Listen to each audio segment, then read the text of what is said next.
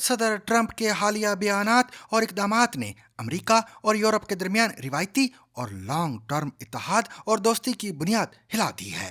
یورپی ممالک کو محسوس ہو رہا ہے کہ اب وہ امریکہ پر مکمل انحصار نہیں کر سکتے، اس لیے یورپ کسی ممکنہ روسی حملے کی صورت میں اپنے دفاع کی تیاریاں کر رہا ہے۔ لیکن کیا روس واقعی یورپ پر حملہ کر سکتا ہے؟ آج کے سائربین کا یہی بڑا موضوع ہے، جس پر سیر حاصل تحقیق کی ہے ہماری ساتھی عالیہ نازکی نے۔ انہی کی زبانی سنیے۔ آپ کو پتہ ہے یورپ میں آج کل کیا چل رہا ہے؟ روس کی طرف سے حملے کی صورت میں خود کو محفوظ رکھنے کی تیاری۔ نہیں، واقعی صدر ٹرمپ کے حالیہ بیانات اور اقدامات نے امریکہ اور یورپ کے درمیان روایتی اور لانگ ٹرم اتحاد اور دوستی کے تصور کو ہلا کر رکھ دیا ہے۔ The EU has been very tough over the years. I always say it was formed to really do damage to the United States in trade.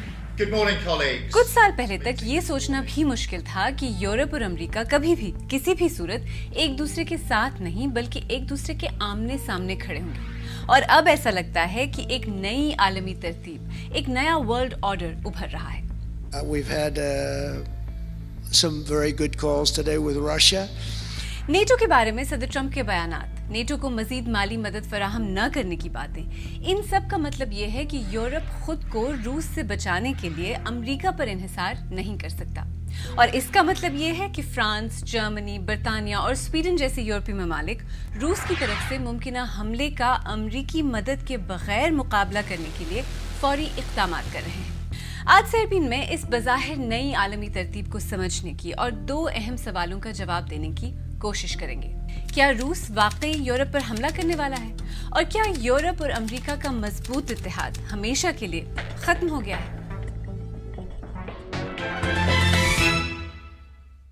صدر ٹرمپ کے بیانات اور یورپی رہنماؤں کے جواب دیکھیں تو امریکہ اور یورپ کے درمیان بڑھتی ہوئی خلیج واضح ہو جاتی ہے۔ صدر ٹرمپ نیٹو کو پہلے کی طرح فنڈ نہیں کرنا چاہتے۔ NATO, we were paying almost 100% of NATO when I first came in. Everybody was taking advantage of the good old United States, but not anymore. So we're in for probably close to $200 billion more than Europe, and yet obviously it affects Europe much more than us. So we would like them to stay to equalize. صدر Trump green land کو حاصل کرنا چاہتے ہیں اور کئی بار صدر پیوتن کی تعریف کرتے نظر آئے ہیں۔ جواب میں یورپی ممالک نے اپنے ڈیفنس بجٹس بڑھائے ہیں اور جرمنی نے امریکہ سے صحیح معنوں میں آزادی کی بات کی ہے۔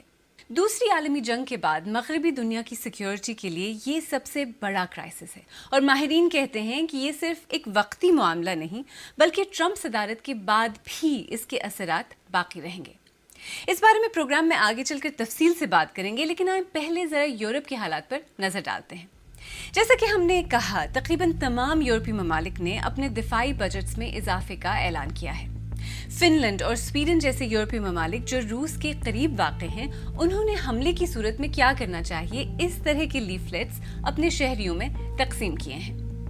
روس کے یورپی ہمسائے دوسری عالمی جنگ کے زمانے کے بنکرز ایک بار پھر تیار کر رہے ہیں، جیسے کہ فن لینڈ، جہاں ملک کے وسیع بامب شیلٹرز کو تیار کیا جا رہا ہے۔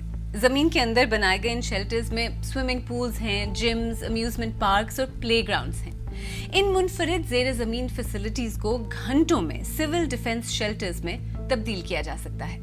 About 50,500 shelters for 4.8 million people. Finland is about 5.5 million people.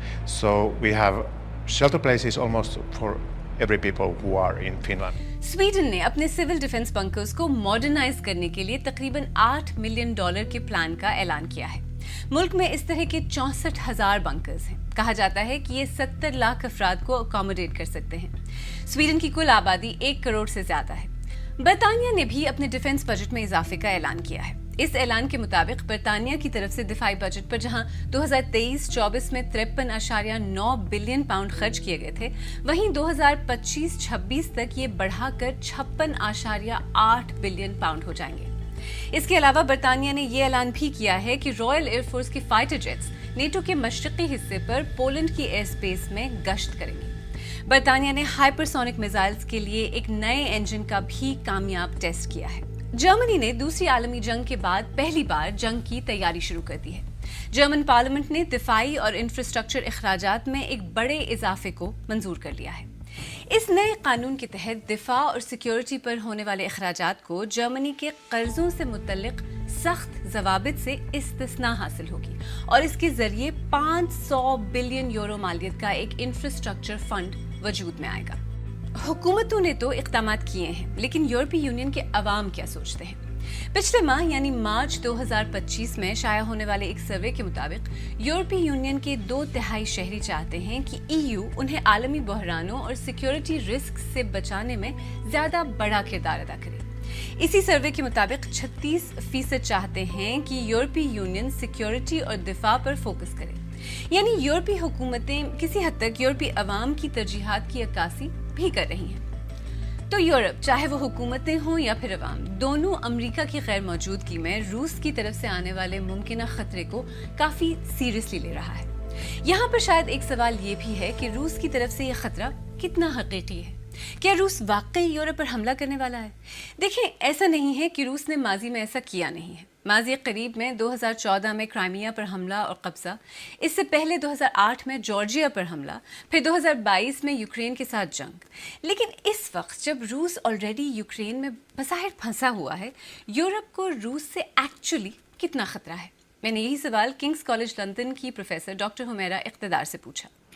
دیکھیں، ایک لحاظ سے رشیا کی طرف سے یہ تھریٹ کبھی بھی بہت ریئل نہیں تھی، یعنی کہ روس کی طرف سے اگر اس ہم سچویشن کو دیکھیں تو روس کی طرف سے ایک ڈیفینسو وار ہے۔ وہ یہ کہتے ہیں اور ان کا موقف یہ ہے کہ نیٹو کی ایکسپینشن، نیٹو کا ان کی طرف آنا ان کے لیے خطرہ تھا اور وہ اس کی طرف ریئیکٹ کر رہے ہیں۔ تو یہ کہ رشیا اب باقی یورپ پر اٹیک کرے گا، یہ ایک ریلیٹیولی انریلسٹک بات ہے۔ لیکن آف کورس ایک وقت میں 3-4 سال پہلے تک یہ بات دہرائی گئی، اتنی دفعہ دہرائی گئی کہ بہت سارے لوگوں نے اس کے اوپر یقین کرنا شروع کر دیا۔ رشیا ابھی تک اسی فریم ورک میں ہے جس میں کہ وہ اکنامک پاور چاہتے ہیں، وہ اپنے بارڈرز کے ارد گرد نیٹو کی انسرکلمنٹ نہیں چاہتے، وہ یہ نہیں چاہتے کہ نیٹو ان کے ارد گرد گھیراؤ کر لے۔ اور جہاں تک صدر پیوٹن کا سوال ہے، آپ کو کیا لگتا ہے کہ ان کی اسٹریٹجی فیوچر کے لیے کیا ہوگی؟ وہ نیکسٹ ان کے سٹیپس کیا ہوں گے؟ صدر پیوٹن کے لیے ایک وار اکانومی چلانا مشکل تو ہو رہا ہے، سو ان کے لیے آئیڈیلی نیکسٹ سٹیپس یہی ہیں کہ وہ اپنی اکانومی کو کنسالیڈیٹ کریں۔ صدر پیوٹن بھی کافی عمر کے ہو چکے ہیں، یہ اور بات ہے کہ نہ وہ اس کا اقرار کرنا چاہتے ہیں، نہ وہ اس بات کو زیادہ میڈیا میں ڈسکس کرنا چاہتے ہیں، لیکن بہت دور کی اسٹریٹجی شاید اس وقت ان کے لیے اس وقت زیادہ اہمیت نہیں رکھتی۔ جو چیز زیادہ اہمیت رکھتی ہے وہ یہ کہ ایک وار اکانومی کو اسٹیبلائز کرنا، اپنی ہولڈ کو کنسالیڈیٹ کرنا رشیا میں، اور رشیا کے ساتھ ہی اکانومی کو امریکہ کے سفیر سے نکال کر جتنا زیادہ باقی گلوبل کنسالیڈیشن وہ کر سکتے ہیں اس کی کوشش۔ سو میرا خیال ہے کہ ان کی کوشش اس وقت زیادہ اپنی اکنامک اور پولیٹیکل کنسالیڈیشن پہ ہوگی، رشیا کے اندر اپنی طاقت کو کنسالیڈیٹ۔ ایک طرف عالمی تجارتی جنگ تو دوسری طرف بڑھتے ہوئے ڈیفنس بجٹس۔ فی الحال تو ایسا لگتا ہے کہ وہ مغربی free market liberal world order جس کے تحت پچھلی کئی دہائیوں سے ہماری دنیا چل رہی تھی، وہ بکھر سا گیا ہے۔ یہاں پر یہ سمجھنا ضروری ہے کہ جس موجودہ عالمی ترتیب یا ورلڈ آرڈر کی بات ہم کر رہے ہیں، وہ بنا کیسے؟ دوسری عالمی جنگ جب ختم ہوئی تو بہت کچھ بدل گیا۔ جنگ کے بعد یورپ تباہ حال تھا۔ برطانیہ، جو جنگ سے پہلے دنیا کی سب سے بڑی سامراجی طاقت تھی، جنگ کے بعد اس کی طاقت، اثر و رسوخ، معیشت سب بدحال تھے۔ جنگ تو ختم ہو گئی تھی اور جنگ کے ختم ہونے میں روس کا بھی بہت بڑا کردار تھا، لیکن جنگ کے بعد کمیونسٹ روس بھی مغرب کو ایک خطرہ لگنے لگا۔ ایسے میں امریکہ نے اس خلا کو پورا کیا اور ایک طرح سے عالمی لیڈرشپ کی جگہ حاصل کر لی۔ اس وقت کے امریکی صدر ہیری ٹرومن نے کہا کہ ایسے آزاد لوگوں کی مدد کرنا جو باہر والوں کے تسلط کے خلاف مزاحمت کر رہے ہوں، یہ امریکہ کی پالیسی ہونی چاہیے۔ ٹرومن ڈاکٹرن کے نام سے مشہور ہونے والی اس پالیسی کا بنیادی جز یہ تھا کہ بیرون ملک میں جمہوریت کا دفاع دراصل امریکی قومی مفادات کے لیے اہم ہے۔ اس کے بعد دو بڑے امریکی منصوبے، مارشل پلان جو کہ یورپ کی تباہال معیشتوں کی بحالی کے لیے ایک بہت بڑا امدادی پیکج تھا، اور 1949 میں نیٹو کی تخلیق، جس کا مقصد یورپی جمہوریت کو سوویت روس سے، جس نے مشرقی یورپ پر بھی کنٹرول حاصل کر لیا تھا، اس سے محفوظ رکھنا تھا۔ دوسری عالمی جنگ کے بعد صدر ٹرمپ پہلے امریکی صدر ہیں جو امریکہ کے اس رول کو بدل رہے ہیں جو خود امریکہ نے اپنے لیے طے کیا تھا، اور وہ یہ اس طرح کر رہے ہیں کہ بہت سے ماہرین کے خیال میں پرانا ورلڈ آرڈر ختم ہو چکا ہے، جبکہ اس میں سے ابھی کوئی نئی ترتیب یا نیا ورلڈ آرڈر نہیں ابھرا ہے۔ تو ڈونلڈ ٹرمپ آخر یہ سب بدلنے کی کوشش کیوں کر رہے ہیں؟ ڈاکٹر سحر خان واشنگٹن میں بیسڈ ایک تجزیہ کار ہیں۔ صدر ٹرمپ نے جب کیمپین بھی لڑا تھا اور جب جیسے پریزیڈنٹ ہوئے ان کی پہلی ٹرم میں بھی ہم نے یہ دیکھا تھا کہ انہوں نے امریکہ فرسٹ کی فلسفی اپنائی تھی۔ ڈی سی میں ہمیشہ ہر پالیسی کے 2-3 کیمپس بن جاتے ہیں، تو ایک کیمپ ہے پرو نیٹو کیمپ، جو کہتا ہے کہ بھئی امریکہ کا رول نیٹو میں ہے، اس کو ضرورت ہے، یہ امریکہ کا جو دنیا میں جو رول ہے، ٹرانس اٹلانٹک الائنس جو ہے وہ نیٹو میں امباڈیڈ ہے، اور یہ سب سے اہم ریلیشن شپ ہے امریکہ کے لیے۔ ایک دوسرا کیمپ ہے جو کہتا ہے کہ بھئی 80 سال ہو گئے ورلڈ وار 2 کو ختم ہوئے ہوئے، یورپ بھی اب ایک اکنامک پاور ہاؤس ہو گیا ہے، اس کو امریکہ کے ڈیفینس کی اتنی کیا ضرورت ہے، وہ اپنے آپ کو کیوں نہیں ڈیفینڈ کر سکتا۔ اور پھر ایک بیچ والے لوگ ہیں جو کہتے ہیں کہ بھئی نیٹو کی ضرورت ہے لیکن نیٹو کو ایوالو کرنا چاہیے، لیکن وہ ایوولوشن کیسے ہوگا؟ صدر ٹرمپ کو یہ لگتا ہے کہ جو نیٹو جیسے الائنسز ہیں وہ امریکہ کا فائدہ اٹھا رہے ہیں، خاص طور پہ امریکی ملٹری کا فائدہ اٹھا رہے ہیں، اور جس سے امریکہ کو ایز سچ کوئی فائدہ نہیں ہو رہا۔ تو یہ جو صدر ٹرمپ کی ایک طرح سے پالیسی شفٹ ہے، اگر آپ دیکھیں، کیونکہ کوئی بھی American administration second world war کے بعد جو تھی، ان کی جو پالیسی یورپ اور نیٹو کے بارے میں تھی، دس از سرٹنلی ایک پالیسی شفٹ ہے اس لحاظ سے اگر آپ دیکھیں تو۔ کیا اس کا مطلب یہ ہے کہ جو اب تک کا ورلڈ آرڈر تھا وہ ایک طرح سے کلیپس کر گیا ہے، اور یونائٹڈ ویسٹ کا جو ایک کانسیپٹ تھا کہ جو مغربی دنیا ہے وہ متحد ہے، آپ یورپ اور امریکہ کو لے رہے ہیں، وہ دو اس کے بڑے یہ تھے کمپوننٹس، کیا وہ ختم ہو گیا ہے جو ایک یونائٹڈ ویسٹ کا کانسیپٹ تھا؟ کولیپس تو ذرا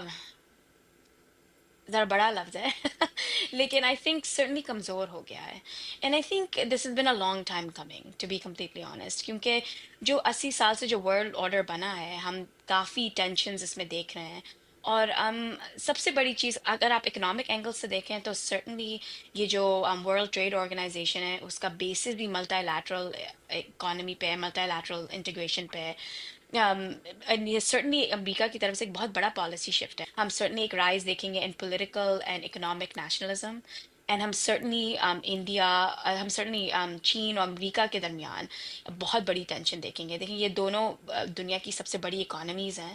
نیٹو کا آرٹیکل 5 کہتا ہے کہ اس اتحاد کے کسی بھی ایک ممبر پر حملہ تمام ممبرز پر حملے کے برابر ہے۔ یہ پرنسپل پچھلے 80 کے قریب برسوں سے یورپی سیکیورٹی کا بنیادی جز رہا ہے۔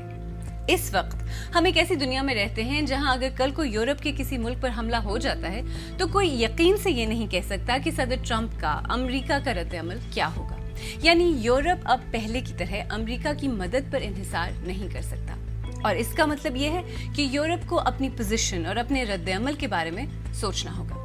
بھلے ہی یورپ کو فوری طور پر روس سے خطرہ نہ ہو، لیکن یورپ کے سامنے اس وقت کئی بڑے چیلنجز ہیں۔ سب سے پہلے تو متحد رہنا، پھر اپنی حفاظت خود یقینی بنانا، اور کسی بھی بڑی طاقت کے زیر اثر نہ آنا ہے۔ ایکسپرٹس کہتے ہیں کہ پرانی عالمی ترتیب تو ختم ہو چکی ہے، اس میں سے جو نئی دنیا ابھرتی ہے وہ کیسی ہوگی، اس میں سے کس طرح کے نئے اتحاد اور اختلافات نکلیں گے، یہ ابھی واضح نہیں۔